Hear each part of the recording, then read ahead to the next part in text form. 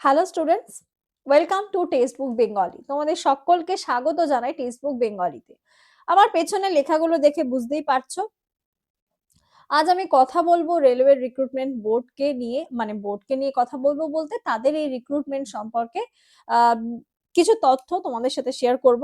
সব থেকে বড় ব্যাপারটা হচ্ছে মানে এটা কিন্তু গত 5 বছরের ইতিহাস যদি আমরা ঘেঁটে দেখি, তাহলে কিন্তু তোমাদের কাছে এটা সত্যি খুব বড় একটা অপরচুনিটি এসে গেছে।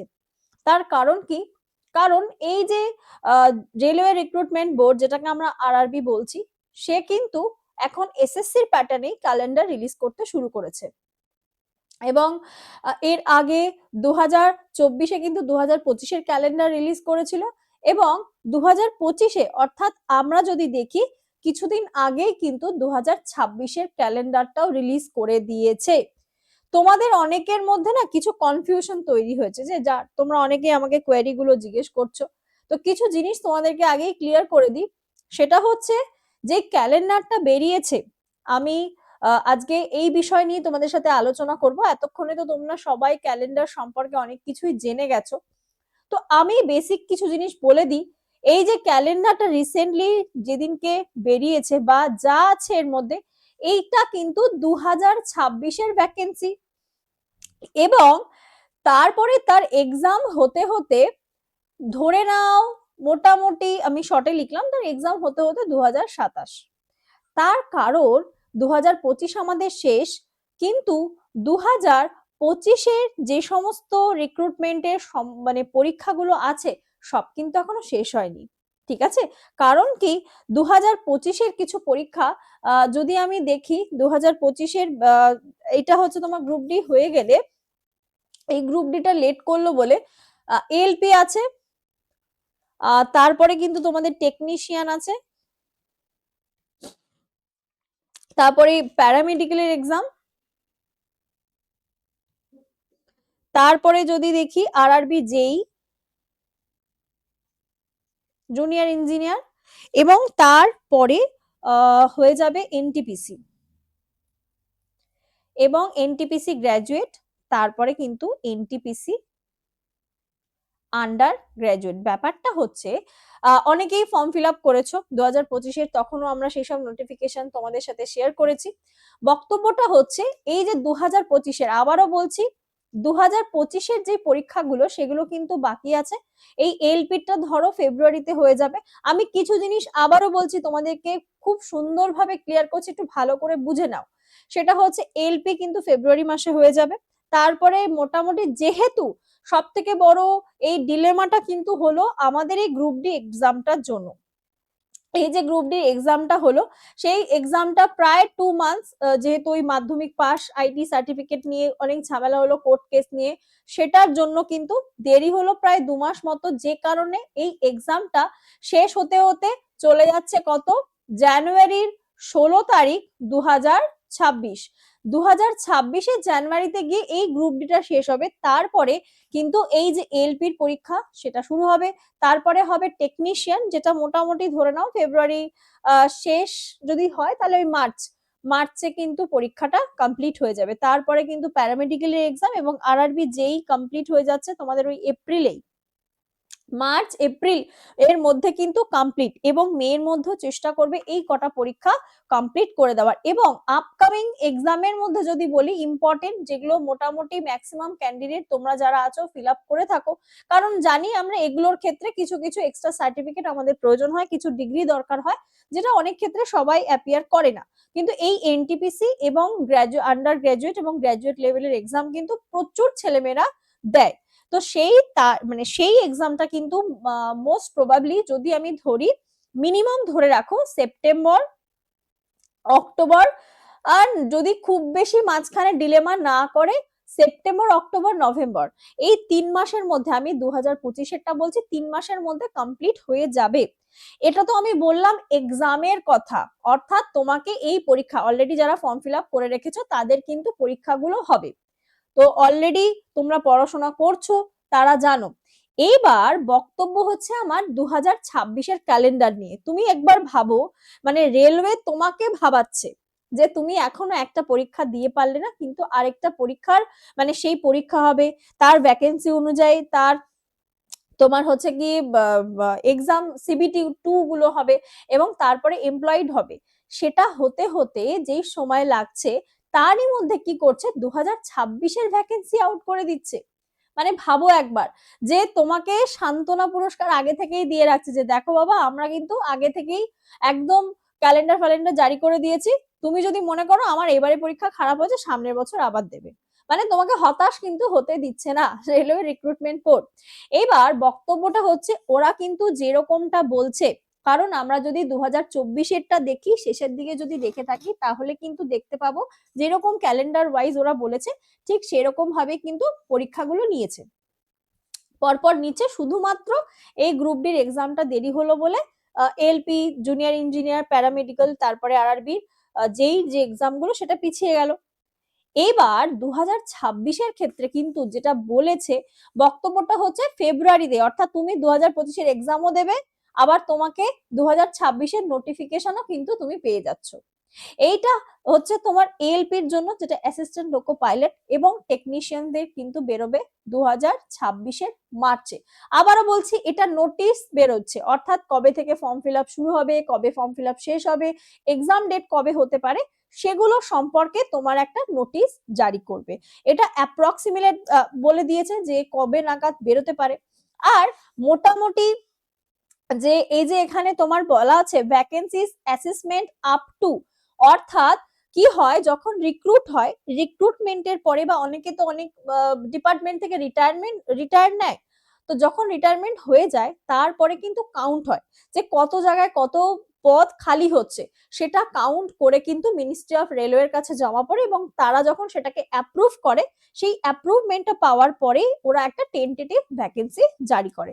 তো এইটা মোটামুটি 2027, মানে হচ্ছে বলতেই পারো যে কি ব্যাপার 27 অব্দি কি করে ভ্যাকেন্সি, কারণ জানো ওরা একটা টেন্টেটিভ আইডিয়া তো আছেই যে মিনিমাম এতজন এখান থেকে রিটায়ার হবেন বা কিছু, সেই হিসাবে ওরা একটা অ্যাপ্রক্সিমেট ভ্যালু বলে, তারপরে কিন্তু সেই ভ্যাকেন্সিটা আসে টেন্টেটিভ। তো এই ছিল এই বক্তব্য। এবং এর মধ্যে যদি আমরা দেখি যে অফিসিয়াল নোটিশ তো এলপি হয়ে গেল, টেকনিশিয়ান এবং এই যে সেকশন কন্ট্রোলার, এই যে নতুন পদটা তোমরা প্রত্যেকেই জানো যে 2024 অর্থাৎ 2025-এর যে রিক্রুটমেন্টটা হয়েছে, এবং তার মধ্যে দুটো জিনিস কিন্তু সরি 2025-এ যে দুটো এক্সাম, যেটা তোমরা জানো আরপিএফ অর্থাৎ রেলওয়ে পুলিশ ফোর্স, তার মধ্যে যেটা এসআই এবং কনস্টেবলের যেটা, সেই পরীক্ষা কিন্তু আর আরআরবি নিচ্ছে না। এইবার তোমাকে, তুমি যদি মনে করো তোমার স্বপ্ন যদি হয় আরপিএফ এসআই হব, আরপিএফ এর কনস্টেবল হব, তোমাকে কিন্তু বাবা এখন ইংলিশটা পড়তে হবে, তার কারণ এরা এখন নিচ্ছে এসএসসি কিন্তু কন্ডাক্ট করবে, এদের পরীক্ষা কিন্তু আরআরবি আর নেবে না। তার বদলে একটা নতুন ভ্যাকেন্সি এরা বার করছে, সেটা হচ্ছে সেকশন কন্ট্রোলার। এইখানে একটা বেশ ভালো ব্যাপার রয়েছে, এখানে কিন্তু তোমাকে আলাদা করে তোমাকে জিকে জিএস পড়তে হবে না, এখানে কিন্তু তোমার শুধু লাগবে ম্যাথ এবং রিজনিং। বুঝতেই পারছো রেলওয়ের বোর্ড কিরকম লেভেলের রিজনিং আর ম্যাথ দিতে পারে, তো মাইন্ডসেটও সেরকম ভাবে রাখবে। তারপরে তো জুনিয়র ইঞ্জিনিয়ার রয়েছে, সেটাও জুলাইয়ের 2026-এ নোটিফিকেশন আউট হবে, এবং আস্তে আস্তে 2027-এ আমরা পরপর, যদি 2025-এ এই যে আমি এক্সাম গুলোর কথা বললাম, এগুলো যদি মোটামুটি খুব ভালোই ভালোই শুভ শুভ মিটে যায়, তাহলে কিন্তু তুমি 2027-এর মধ্যে এই যে আপকামিং ভ্যাকেন্সি গুলো আমাদের আসবে, সেগুলোর জন্য অ্যাপিয়ার হয়ে যাবে, ঠিক আছে, এবং সেগুলোর এক্সাম ডেটও আমরা পেয়ে যাব। আর জুলাই সেপ্টেম্বর নাগাদ, অর্থাৎ তুমি একদিকে এক্সাম দিচ্ছ আর আরেকদিকে তুমি নোটিফিকেশন দেখে তুমি ফর্ম ফিল আপ করছো, দুটোই একসঙ্গে করতে হবে। তাহলে এবার বক্তব্যটা হচ্ছে, আচ্ছা এখানে আর দুটো রয়েছে, যেটা হচ্ছে প্যারামেডিক্যাল ক্যাটাগরি, সেটাও জুলাই 2026-এ। তারপরে যেটা মেন আমাদের কাছে পাখির চোখ হয়ে থাকে, অনেকের স্বপ্ন থাকে, এই যে এনটিপিসির মধ্যে যেটা গ্র্যাজুয়েট এবং আন্ডার গ্র্যাজুয়েটের মধ্যে, সেটাও কিন্তু বলছে আগস্ট 2026-এ নোটিশ জারি হবে। এবং মিনিস্ট্রিয়াল আইসোলেটেড ক্যাটাগরি এবং লেভেল 1, এবং যেটাকে আমরা বললাম গ্রুপ ডি, 2025-এ আরো একটু মানে তোমাদেরকে ক্লিয়ার করে দিই, সেটা হচ্ছে 2025-এর, এই যে 2025-এর কিন্তু তোমার ডি গ্রুপ ডি এবং এই যে মিনিস্ট্রিয়াল গ্রুপ ডি যেই নোটিফিকেশন সেটা কিন্তু এখনো আসেনি, এটার ভ্যাকেন্সি কিন্তু এখনো আসেনি, অর্থাৎ তোমার এই পরীক্ষাটাও এখনো কিন্তু বাকি রয়েছে। আরেকটা যেটা রয়েছে মিনিস্ট্রিয়াল আইসোলেটেড ক্যাটাগরি, এটার ভ্যাকেন্সিও কিন্তু এখনো আসেনি, এই দুটো বাকি আছে, বাকি মোটামুটি সব পরীক্ষায় পরপর হবে। এইবার আমার বক্তব্য হচ্ছে যে তোমার মানে এই কনফিউশনটা আশা করি ক্লিয়ার করতে পারলাম, যে 2026-এ তোমাদেরকে একদিকে ভাই পরীক্ষা দেবে, পরীক্ষার জন্য পড়াশোনা করবে, আর একদিকে কিন্তু নোটিশ দেখে তোমাকে ফর্ম ফিল আপ করতে হবে, ঠিক আছে। এইবার এই রেলওয়ের পরীক্ষার ক্ষেত্রে কিছু জিনিস আমাদের একদম এক বাক্যে ফলো করতে হয়। দেখো, যারা এতদিন ধরে অনেকেই পরীক্ষা দিচ্ছ জানো কিছু ধরন রয়েছে, মানে যার যার পরীক্ষার ধরন আলাদা, স্টেট লেভেলের কিছু ধরন রয়েছে, সেন্ট্রাল লেভেলের মধ্যে মেন মেন আমরা দুজনকে যদি দেখি, মানে এই একে অপরকে টক্কর দিচ্ছে, সেটা হচ্ছে এসএসসি এবং আরআরবি, ঠিক আছে। এতদিন যাওয়া এদের দুজনকেই সামলাতো টিসিএস, সেখানে টিসিএস হাত তুলে দিয়েছে, টিসিএস একমাত্র আরআরবি কেই সামলাচ্ছে, আর এখন এসএসসি কে কিন্তু এসএসসির দায়িত্ব নিয়ে নিয়েছে এডিকুইটি। কারণ দেখো, এটা খুব সিরিয়াস একটা ইস্যু যে কারা পরীক্ষা নিচ্ছে, কতটা স্বচ্ছভাবে নিচ্ছে এবং ঠিকঠাক ভাবে সুষমভাবে এক্সাম কন্ডাক্ট করিয়ে সবকিছু ঠিকঠাক ভাবে মেটাতে পারছে কিনা, এই বিষয়গুলো এক একটা অ্যাসপিরেন্টের কাছে কিন্তু ভীষণ গুরুত্বপূর্ণ হয়ে যায়। এবার এরপরে যদি দেখি যে এখন যেহেতু এই নেক্সট যে ভ্যাকেন্সি আসতে চলেছে, এবং সত্যি কথা জানো কি তোমরা যে এই আরআরবির উপরে রেলওয়ে রিক্রুটমেন্ট বোর্ডের উপরে কিন্তু আদৌ একটা ভীষণ চাপ আছে, কারণ বলা হয়েছে ওকে প্রত্যেক বছর ভ্যাকেন্সি বার করতে হবে। তাই তোমরা দুটো মাইন্ডসেট আগে করো, যে আগের মতো যে 5 বছর 3 বছর 4 বছর অন্তর অন্তর আসতো ভাই 1 লাখ প্লাস 60,000 70,000 ভ্যাকেন্সি, বাট এখন কিন্তু সেগুলো আসবে না। যদি 2026-এর ক্ষেত্রেও আমরা দেখি, 2026-এও অ্যাপ্রক্স বলেছে যে 90K কিন্তু ভ্যাকেন্সি আসতে পারে, দেখা যাক, যেটা যখন ক্রমশ প্রকাশ্য যখন যখন দেবে তখন তখন আমরা বুঝতেই পারবো। এবার গড়ে পত্তায় আমরা সব মিলিয়ে যদি 90K অর্থাৎ প্রায় 90,000 প্লাস ভ্যাকেন্সি আমি দেখি, পারবে কি না তোমরা এই 90,000-এর মধ্যে একটা সিট নিজের জন্য তৈরি করতে? তো সবার প্রথমেই আমি বলবো যে যারা এতদিন ধরে পড়ছো, এর আগের বারের পরীক্ষা ভালো হয়নি, পরের বারের পরীক্ষা ভালো করে দেবো, তারপরের বার হচ্ছে না, তারপরের বার ভালো করে দেবো, তো এই জিনিসগুলোর আগে না মন দিয়ে নিজেদের পড়াটার উপরে ফোকাস করো। সবার ফার্স্ট যেটা তোমার সিলেবাস, সিলেবাসটাকে কমপ্লিট করো, দেন হচ্ছে মক টেস্ট দাও, প্রচুর প্রচুর মক টেস্ট দাও। নোটিশটা সম্পর্কে তোমাদের কাছে ক্লিয়ার করে দিলাম। দেখো, এখানে তোমাদের নোটিশ আসবে, আমরা তোমাদেরকে বলে দেবো এই মাসে পরীক্ষা হতে পারে, ওই মাসে ওই পরীক্ষা হতে পারে, তারপরেও আলটিমেটলি পড়াশোনা তোমাদেরকে নিজেদেরকে করতে হবে, এবং আমরা তো তোমাদেরকে গাইড করার জন্য অলওয়েজ পাশে রয়েছি। যেটা বলছিলাম, প্রথমে তুমি সিলেবাসটা কমপ্লিট করো, তারপরে তুমি প্রচুর মক টেস্ট দাও, এবং মক টেস্টের সাথে সাথে তুমি রিভিশন করো। এই তিনটে মানে টাইপ, এই তিনটে টাইপ তুমি যদি কমপ্লিট করে নাও, তুমি যদি কমপ্লিট করে নাও, তাহলে তোমাকে আর কেউ আটকাতে পারবে না চাকরি পাওয়া থেকে। এবং তুমি যদি সিলেবাস কমপ্লিট না করে ধর বাবা এরকম করে পড়ছি ওরকম করে পড়ছি এরকম করতে থাকো, তাহলে মুশকিল আছে।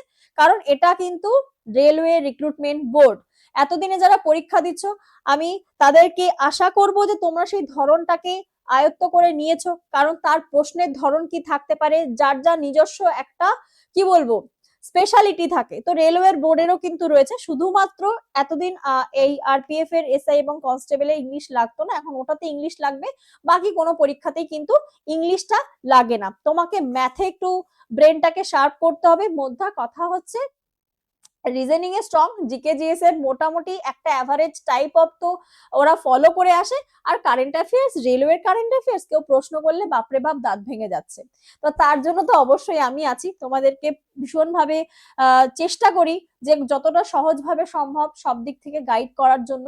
এবং রেলওয়ের এক্সামে তুমি সত্যি কথা বলতে একবার তুমি যদি মিনিস্ট্রি অফ রেলওয়েতে নিজের নাম লিখিয়ে নিতে পারো, তাহলে কিন্তু তুমি একটা কিছু অ্যাচিভ অবশ্যই করতে পারছো জীবনে। তো এই ছিল আজকের আমার ভিডিওতে, তোমাদেরকে এইটুকুই বলার ছিল। আমার দুটো নোটিফিকেশন জাস্ট আমি ক্ল্যারিফাই করে দিলাম যে আমাদের ভ্যাকেন্সি কোনটার বেরোবে আর কোনটার এক্সাম আমরা দেব, ঠিক আছে, সেই পরীক্ষাগুলো এখনো হয়নি। তো আশা করছি ভিডিওটা তোমাদের জন্য একটু হেল্পফুল হবে। আর কেউ যদি চাইছো আমাদের পেইড ব্যাচে জয়েন হতে, অবশ্যই হতে পারো। আমাদের কিন্তু এনটিপিসির জন্য প্রগতি ব্যাচ রয়েছে, গ্রুপ ডির জন্য ব্যাচ তো রয়েছেই, আলাদা করে এটা বললাম। কেউ যদি জয়েন হতে চাইছো 7556 755029, 75505029 এই নাম্বারে তোমরা আমার সাথে যোগাযোগ করে নিতে পারো। এটা আমার নিজের নাম্বার রয়েছে। তোমরা কেউ চাইলে হোয়াটসঅ্যাপেও আমাকে করতে পারো যে তোমাদের কোনো রকম পেইড ব্যাচ বা কিভাবে প্রিপারেশন নেবে ভাবছো। কারণ দেখো গড়ে পড়তায় তুমি যদি 150 দিনও ধরো, 150+ ডেজ, এটাও কিন্তু কম পড়ে যাবে। তাই একদম বেসিক থেকে তোমরা কিন্তু প্রিপারেশনটা শুরু করে দাও। আজ থেকে ক্যালেন্ডার দিচ্ছে মানে তোমাকে এটা কিন্তু এক প্রকার নোটিফাই করছে যে এবার ওঠো, জাগো, মন দিয়ে পড়ো। ঠিক আছে? আচ্ছা, আমাদের এনটিপিসি ব্যাচে যদি জয়েন হতে চাও হতে পারো, এবং এর জন্য তোমাকে কিন্তু বেশি কিছু না, এই আমাদের সুপার পাসটা নিয়ে নিতে হবে। এই সুপার পাসের মধ্যে তুমি শুধু রেলওয়ে ছাড়াও SSC MTS, SSC GD, CHSL এর ক্লাস, তার পাশাপাশি আমাদের এই যে এনটিপিসির কথা তো বললাম, এলপিও রয়েছে, এলপি রয়েছে group D, RPF SI, RPF constable, West Bengal police এবং ওয়েস্ট বেঙ্গল কনস্টেবল, পাশাপাশি গ্রুপ সি, গ্রুপ ডি, অর্থাৎ যেটা স্কুল সার্ভিস কমিশনের গ্রুপ সি, গ্রুপ ডির ব্যাচ। কারণ এখানে সিলেবাসটা কিছুটা চেঞ্জ হয়েছে, সেই চেঞ্জ অর্থাৎ আপডেটেড সিলেবাসের উপরে কিন্তু আমাদের ক্লাস হচ্ছে, চাইলে জয়েন করতে পারো। রয়েছে আপার প্রাইমারিরও ব্যাচ। নাম্বারটা আরেকবার বলে দিচ্ছি, 75505029, নাম্বারটা নোট করে নিতে পারো কেউ চাইলে। আর আমি তোমাদেরকে পেইড ব্যাচে সায়েন্সের বায়োলজিটা করাই এবং কারেন্ট অ্যাফেয়ার্স তোমাদেরকে কিন্তু আমি পেইড ব্যাচে করাই। আর প্রাইসটা হচ্ছে তোমাদের 3 মাসের জন্য পড়বে 369। দেখো 369 এ তুমি এত কিছু পাচ্ছ, মনে তো হয় না মানে এইরকম অ্যাফোর্ডেবল প্রাইসে তুমি অন্য কোনো ব্যাচ পাবে। আর যারা অলরেডি আমাদের পেইড ব্যাচে ক্লাস করে নিয়েছে তাদের কাছ থেকে আমাদের কন্টেন্ট সম্পর্কে একটু আইডিয়া নিতে পারো, চাইলে তাদের সাথেও তোমরা কথা বলে নিতে পারবে। আর 12 মাসের জন্য রয়েছে 1249 টাকা।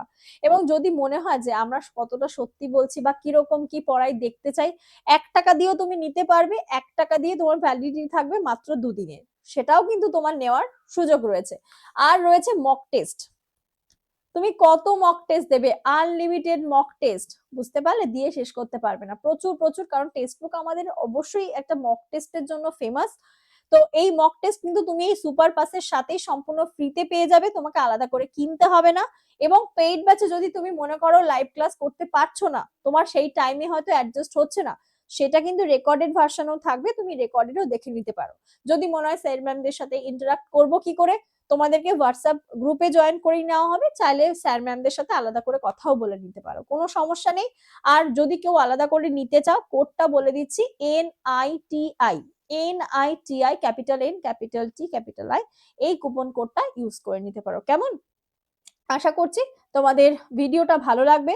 যদি ভালো লেগে থাকে, আর হ্যাঁ, এটা আমাদের অফিসিয়াল টেলিগ্রাম চ্যানেল, জয়েন করে যেতে পারো এবং ডেসক্রিপশনে আমার টেলিগ্রামের লিঙ্কটা দেওয়া থাকলো, চাইলে জয়েন করতে পারো। আর যদি মনে হয় ভিডিওটা কোনোভাবে তোমাদের উপকৃত হয়েছে, তাহলে অবশ্যই ভিডিওটাকে লাইক করে দিতে ভুলো না, চ্যানেলটাকে সাবস্ক্রাইব করে দিও যদি নতুন হয়ে থাকো, আর শেয়ার করে দিও বন্ধুদের মধ্যে, কমেন্ট করে জানিও তোমাদের ভিডিওটা কেমন লাগলো। এবং চেষ্টা করব আগামী দিনেও রেলওয়ের জন্য তোমাদের কিছু কিছু বেসিক টিপস, কারণ এইটুকুনি অভিজ্ঞতা তো অবশ্যই রয়েছে, সেখানে তোমাদের সাথে শেয়ার করব। তো চলো, আজকের ভিডিওটা এখানেই শেষ করছি। তোমরা সবাই ভালো থাকবে, সুস্থ থাকবে এবং সাবধানে থাকবে। আবার দেখা হবে নতুন কোনো ভিডিওতে।